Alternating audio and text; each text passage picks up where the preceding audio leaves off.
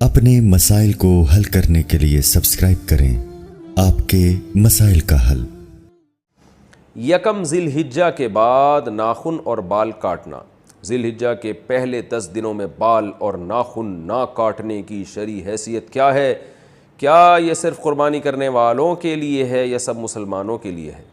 نیز اگر کسی کی حجامت زیادہ بگڑی ہوئی ہو تو کیا وہ ان دنوں میں بال بنوا سکتا ہے؟ رحیم داد 4 سدہ سے۔ ذی الحجہ کا چاند نظر آ جائے تو حدیث میں آتا ہے کہ وہ شخص جس نے قربانی کرنی ہے، قربانی کا ارادہ ہے جس کا، ہر آدمی کے لیے نہیں ہے، جس نے قربانی کرنی ہے، جس کا ارادہ ہے، ظاہر ہے مالدار کا ارادہ ہوتا ہے، اور اگر غریب کا ارادہ بن گیا ہے، واجب تو نہیں ہے غریب پر لیکن وہ ارادہ کر لیتا ہے، تو اس کے لیے بھی مستحب حکم یہ ہے کہ وہ ناخن اور بال نہ کاٹے، یعنی چاند نظر آنے سے پہلے کاٹ لے اور پھر ان 10 دنوں میں نہ کاٹے، اور وہ جب کاٹے جب جانور کے گلے پہ چھری چل جائے۔ یہ افضل عمل ہے، بہتر عمل ہے، لازم نہیں ہے۔ اور یہ افضل بھی اس صورت میں ہے کہ بعض دفعہ یہ ہوتا ہے کہ 40 دن ہونے والے ہیں اور ناخن بال آپ نے کہیں کاٹے نہیں ہیں، تو پھر 40 دن کی مدت سے زیادہ تو پھر یہ ناجائز ہو جائے گا، تو پھر ایسی صورت میں بہرحال آپ کو کاٹنے پڑیں گے۔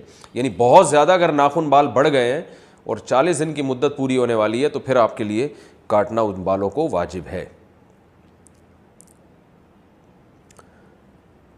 قربانی اپنے وطن میں ہو تو بال وغیرہ کس حساب سے کاٹیں گے؟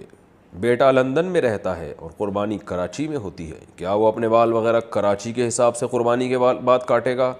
نزہت صاحبہ کراچی سے۔ جی ہاں، کیونکہ حدیث میں آتا ہے کہ جو بال یا ناخن نہ کاٹے جائیں، جو کہ افضل عمل ہے، واجب نہیں ہے، تو وہ اس صورت میں ہے جب جانور کے گلے پہ چھری چل جائے تو پھر کاٹ سکتا ہے۔ تو جب کراچی میں اس نے قربانی کی اور یہاں جانور کٹ گیا تو وہ لندن میں ہو یا امریکہ میں ہو بال کاٹ سکتا ہے۔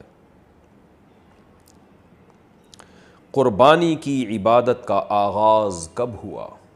کیا قربانی حضرت ابراہیم علیہ السلام کے زمانے سے شروع ہوئی ہے یا اس سے پہلے بھی ہوتی تھی؟ نیز یہ حضرت ابراہیم علیہ السلام سے پہلے جو نبی تھے وہ کس چیز کی قربانی کرتے تھے؟ عثمان گوجرانوالہ سے۔ قرآن سے اشارہ ملتا ہے کہ قربانی حضرت ابراہیم علیہ السلام سے پہلے بھی ہوتی تھی، مگر اس شکل میں نہیں تھی، وہ دوسری شکل میں تھی۔ اذ قربا قربانا فتقبل من احدہما ولم يتقبل من الآخر۔